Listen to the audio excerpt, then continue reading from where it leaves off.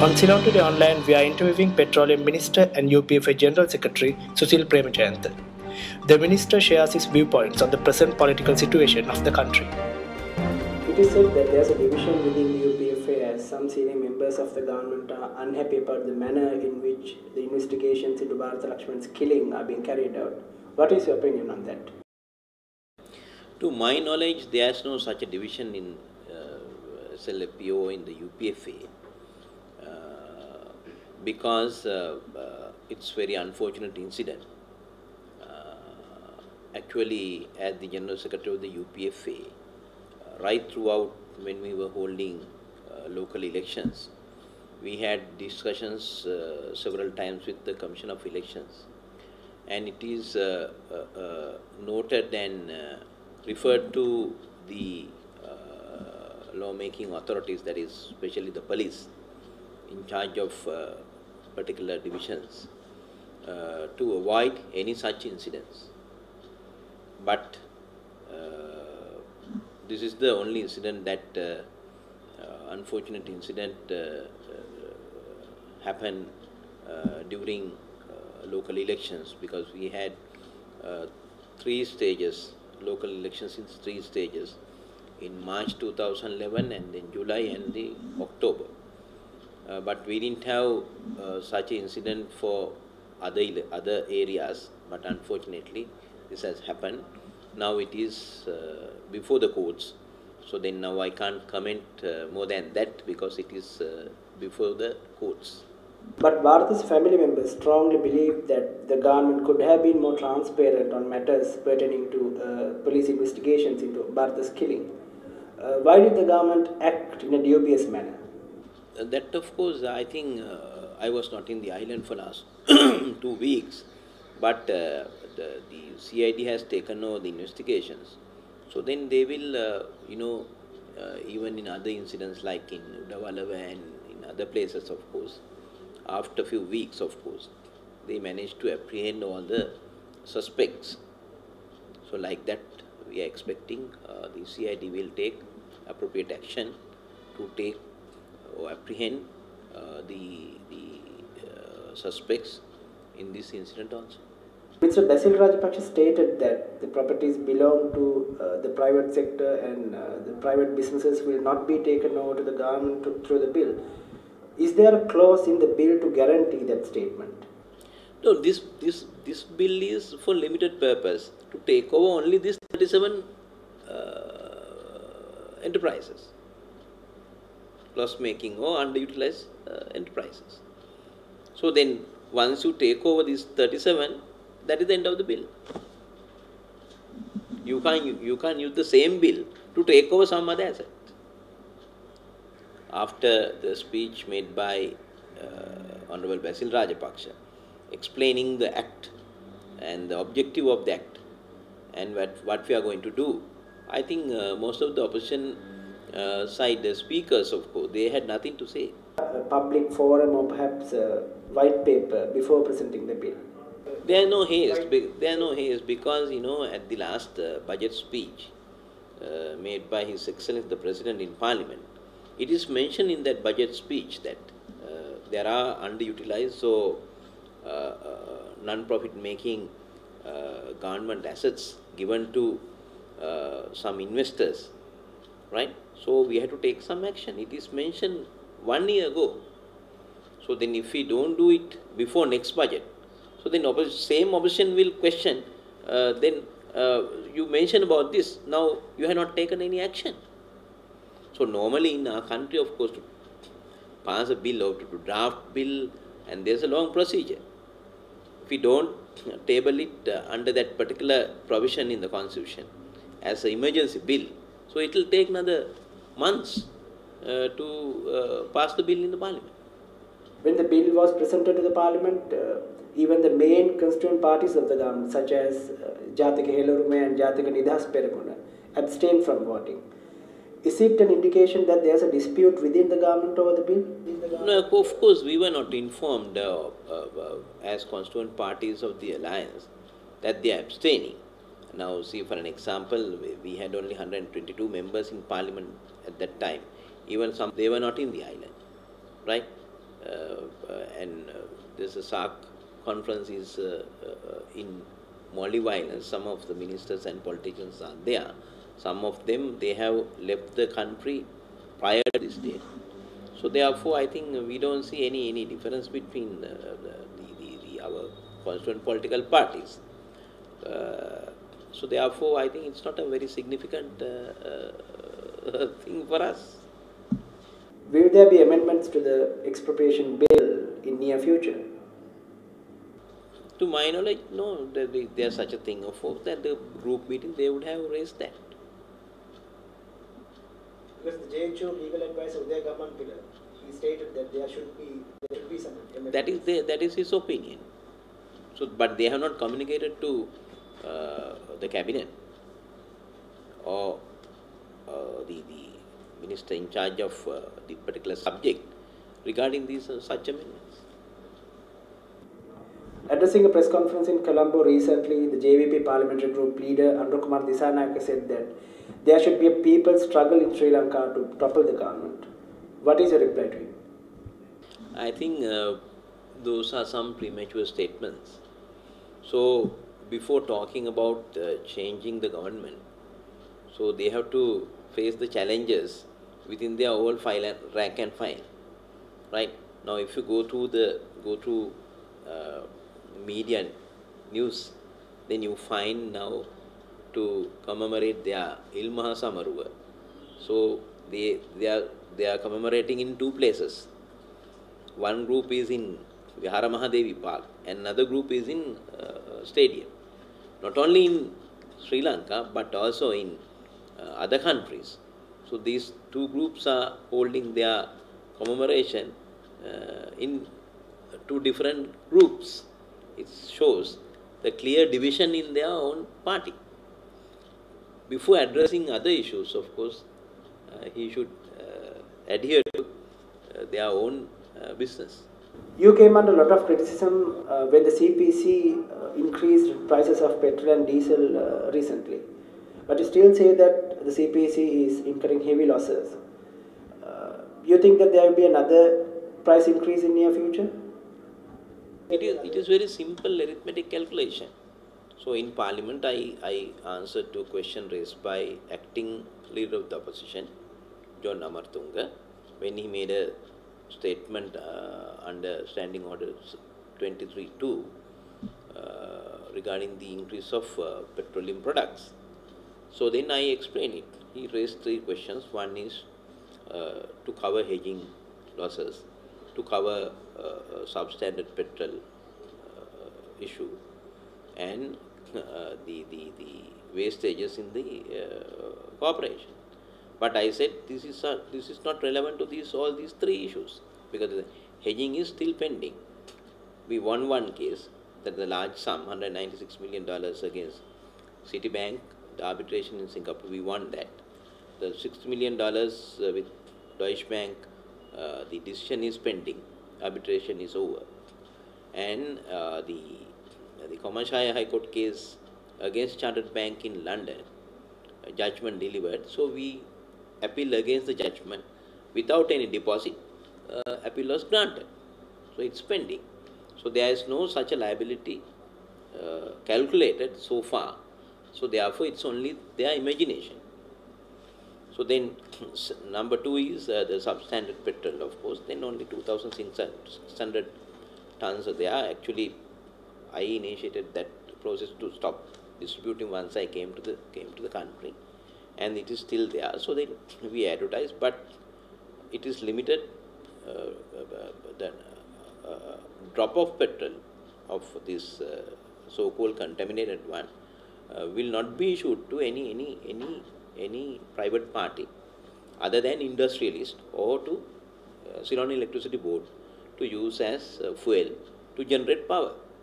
So then by selling that we can cover the loss for 2,600, and apart from that it is estimated that 35 to 40 million rupees we have to pay compensation.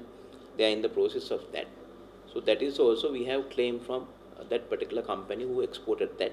So we are expecting their reply. Otherwise we can take some other measures. So then this increase not to cover that also. And the other one is the Honorable John Amatunga raised a question that the fuel leak in pipelines from harbour to Colonnava. That is because all these pipelines are older than 40 years. Older than 40 years. So then we have to invest some money. So then we are preparing cabinet paper to call tenders to refurbish or lay down new pipelines from harbour to Colonnava. So those are not losses that we can cover with increasing petrol prices. It's irrelevant. Now, why don't you look at the petrol prices in other countries, neighboring countries, and the international market? Of course, in January 2011, the crude oil barrel price somewhere around 75, 76. Now it is 88. Now refined oil 101, 102, 103. Now it's 121 to 128. So then about 20% petrol prices went up in the international market. But we did increase petrol prices accordingly from January till today, till last increase, last week, right? So then as a result, of course, the Petroleum Corporation incurred the loss for 1 petrol litre, 2 rupees, 1 diesel litre, 31 rupees, and kerosene litre, 41 rupees. Even after increase, still we are occurring the losses for diesel litre 18 rupees and kerosene litre 31, and furnace oil we are selling to power sector 45 rupees a litre. So then that is the main reason for incurring the losses. If we increase prices up to that level, to break-even point, there is no losses. But the thing is, this government, of course, we didn't increase like that. Now see, why we are giving fertilizer subsidy? The cost per bag is somewhere around 2,500 rupees. But still we sell at 350 rupees. Why? That is to safeguard, our agriculture, farmers, and to increase the crop. So there are so many things. So then government take policy decision by time to time. But the thing is, we can't continue heavy losses to Petroleum Corporation, because the thing is, not only that we issue petrol and diesel to run vehicles, but also the power sector. That is the main loss that we incurred. So for last 4 months, we didn't have adequate rain. So as a result, the power sector, they had to depend on heavily on oil. So then we had to import more oil than average month. So those. Now see, for an example, it is explained that in northern province, of course, you can't supply from here. We have to purchase power generated by private companies in Jaffna. So we have to pay more than 25-30 rupees a unit, but still we sell at 450. So that is the losses incurred by CEB ultimately. So then you can't increase unit price for 25 rupees. Then people in the northern province, they say, they go to international community and say, now look here, we are being discriminated. So then, as a government, we have to look at all these aspects and take a decision. That is why we delay increasing oil price. Now see the petrol prices in neighboring country, India.